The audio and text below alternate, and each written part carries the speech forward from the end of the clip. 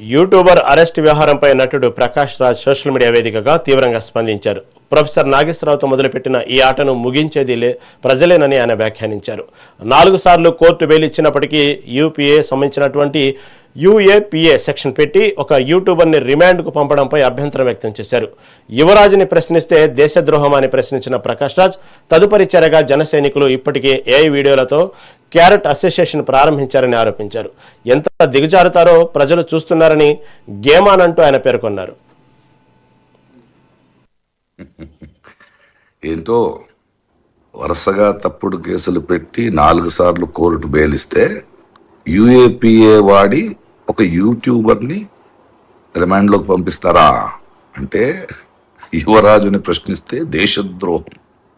Very good. ఇది ప్రశ్నించే గొంతుల్ని నొక్కడానికి మీరు చేస్తున్న కుట్రమని అందరికీ క్లియర్గా అర్థమైంది. నెక్స్ట్ ఏంటి? క్యారెక్టర్ అససినేషన్. ఆల్రెడీ జన సైనికులు ఏఐ వీడియోలు చేసి స్టార్ట్ చేశారు. మీరేం చేస్తారు?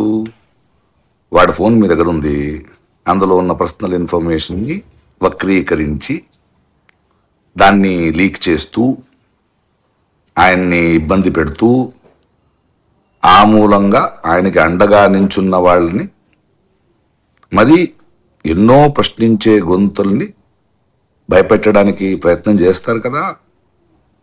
దిగజారండి, దిగజారుతూ ఉండండి.